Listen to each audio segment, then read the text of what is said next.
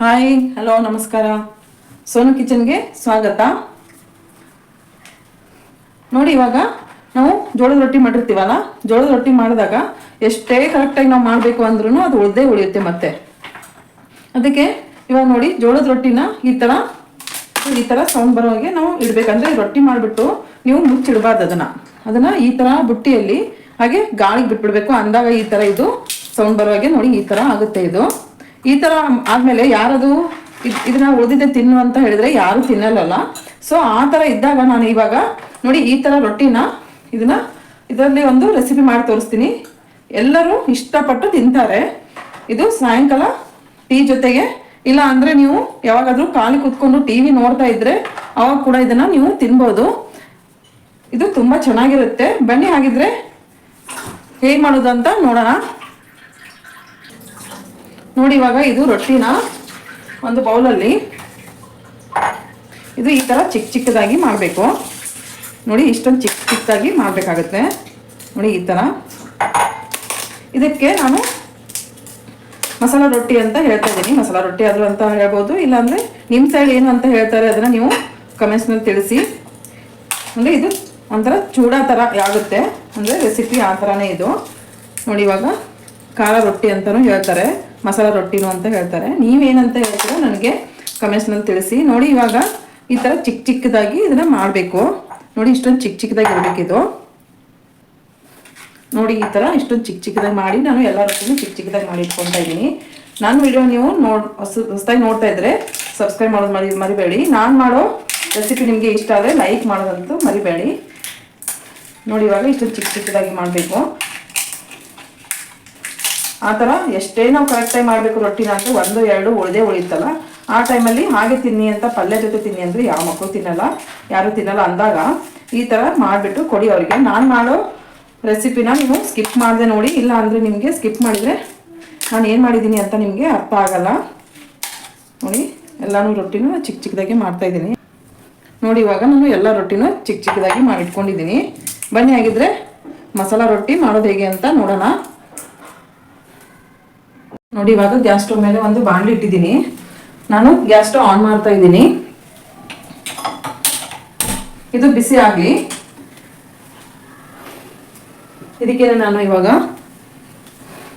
ಎಣ್ಣೆ ಹಾಕ್ತೀನಿ. ನೋಡಿ, ಸ್ವಲ್ಪ ಬಿಸಿಯಾಗಿದೆ. ಇದಕ್ಕೆ ಸ್ವಲ್ಪ ನಾನು ಎಣ್ಣೆ ಹಾಕ್ತೀನಿ. ನೀವು ಕ್ವಾಂಟಿಟಿ ಅನ್ಕೊಂಡು ಹಾಕೊಳ್ಳಿ. ನಾನು ಚಿಕ್ಕ ಸ್ಪೂನಿಂದ 2 ಸ್ಪೂನ್ ಹಾಕ್ಕೊಂಡಿದ್ದೀನಿ, ಸಾಕು. ನೋಡಿ, ಇವಾಗ ಎಣ್ಣೆ ಬಿಸಿಯಾಗಿದೆ. ನಾನು ಇಲ್ಲಿ 4 ಎಸಳು ಬೆಳ್ಳುಳ್ಳಿನ ಜಜ್ಜಿಬಿಟ್ಟು ಇಟ್ಕೊಂಡಿದ್ದೀನಿ. ನೀವು ಇದಕ್ಕೆ ಈರುಳ್ಳಿ ಕೂಡ ಹಾಕೋಬಹುದು, ಆದರೆ ಅಷ್ಟು ಕ್ರಿಸ್ಪಿಯಾಗಿ ಬರಲ್ಲ ಅನ್ನೋಗೋಸ್ಕರ ನಾನು ಬೆಳ್ಳುಳ್ಳಿ ಯೂಸ್ ಮಾಡ್ತಾ ಇದ್ದೀನಿ. ನೋಡಿ, ಇವಾಗ ಇದಕ್ಕೆ ಶೇಂಗಾ ಮತ್ತೆ ನಾನು ಪುಟಾಣಿ ಹಾಕಿದ್ದೀನಿ, ಅಂದರೆ ಕಡಲೆಪಪ್ಪು ಹಾಕಿದ್ದೀನಿ. ಇದು ಸ್ವಲ್ಪ ಕ್ರಿಸ್ಪಿ ಆಗಬೇಕು.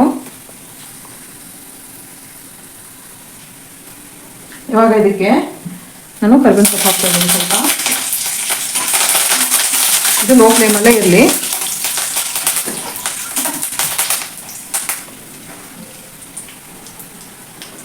ನೋಡಿ, ಇವಾಗ ಇದು ರೊಟ್ಟಿ ನಾನು ಚಿಕ್ಕದು ಮಾಡಿ ಇಟ್ಕೊಂಡಿದ್ದಲ್ಲ ಅದನ್ನು ಹಾಕ್ತಾ ಇದ್ದೀನಿ.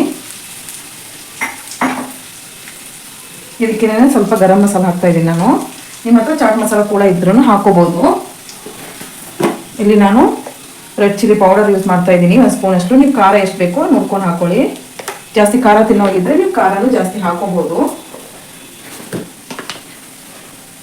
ನಾನಿಲ್ಲಿ ಸ್ವಲ್ಪ ಅರಿಶಿನ ಪುಡಿ ಯೂಸ್ ಮಾಡ್ತಾ ಇದ್ದೀನಿ.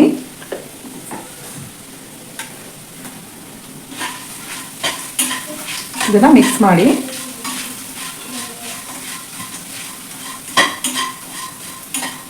ನೋಡಿ, ಇದಕ್ಕೆ ಸ್ವಲ್ಪ ನಾನು ಸಾಲ್ಟ್ ಹಾಕ್ತಾ ಇದ್ದೀನಿ, ಅಂದರೆ ಉಪ್ಪು ಹಾಕ್ತಾ ಇದ್ದೀನಿ. ಟೇಸ್ಟ್ ಮಾತ್ರ ಚೆನ್ನಾಗೇ ಇರುತ್ತೆ. ನೀವು ಟಿವಿ ನೋಡ್ಕೊಂಡು ಕೂತ್ಕೊಂಡಾಗ, ಇಲ್ಲ ಮಕ್ಕಳು ಏನಾದರೂ ಬೇಕು ಕೊಡು ಅಂತ ಆಟ ಆಡಿ ಬಂದು ಕೇಳಿದಾಗ ನೀವು ಈ ಥರ ಮಾಡಿ ಕೊಟ್ಟರೆ ಅವರು ಇಷ್ಟಪಟ್ಟು ತಿಂತಾರೆ. ನೋಡಿ, ಇವಾಗ ಇದನ್ನು ಸ್ವಲ್ಪ ಕ್ರಿಸ್ಪಿ ಆಗೋವರೆಗೂ ನೀವು ಈ ಥರ ಫ್ರೈ ಮಾಡಬೇಕಾಗತ್ತೆ. ಇದನ್ನು ಆಲ್ರೆಡಿ ಅದು ಕ್ರಿಸ್ಪಿ ಇದೆ ರೊಟ್ಟಿ, ಆದ್ರೂ ಸ್ವಲ್ಪ ಮಾಡಿದರೆ ಇನ್ನೂ ಸ್ವಲ್ಪ ಟೇಸ್ಟ್ ಚೆನ್ನಾಗಿ ಕೊಡುತ್ತೆ. ಇದು ಇನ್ನೂ ಸ್ವಲ್ಪ ಕ್ರಿಸ್ಪಿ ಆಗಬೇಕು. ನೋಡಿ, ಇವಾಗ ಫ್ರೈ ಆಗಿದೆ ಇದು.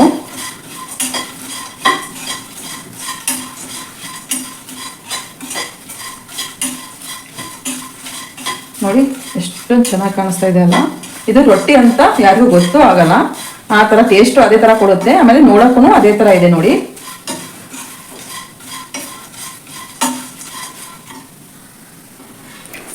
ನೋಡಿ ಇವಾಗ ಇದು ಆಗಿದೆ. ನಾನು ಗ್ಯಾಸ್ ಸ್ಟವ್ ಆಫ್ ಮಾಡ್ತಾ ಇದ್ದೀನಿ.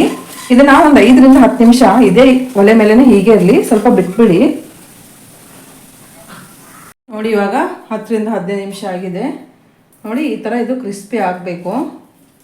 ನೋಡಿ ಈ ಥರ ಬರಬೇಕಿದು, ಅಂದರೆ ಮಾತ್ರ ಅದು ತಿನ್ನೋಕ್ಕೆ ತುಂಬ ಚೆನ್ನಾಗಿರುತ್ತೆ.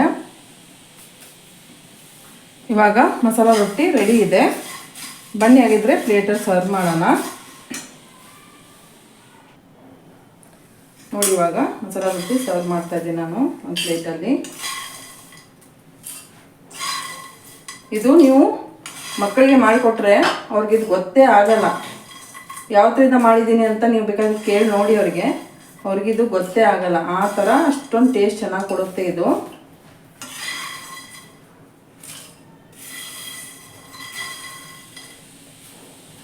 ನೋಡಿ ಇವಾಗ ಮಸಾಲ ರೊಟ್ಟಿ ರೆಡಿ ಇದೆ ನಮ್ಮದು. ನಾನು ಮಾಡಿರೋ ಮಸಾಲ ರೊಟ್ಟಿ ನಿಮಗೆ ಇಷ್ಟ ಆದರೆ ಲೈಕ್ ಮಾಡಿ, ಶೇರ್ ಮಾಡಿ, ಮತ್ತು ಮಾಡಿ ತಿಂದ್ಬಿಟ್ಟು ಟೇಸ್ಟ್ ಹೇಗಿತ್ತು ಅಂತ ಕಮೆಂಟ್ಸ್ನಲ್ಲಿ ತಿಳಿಸಿ. Thank you for watching. Bye.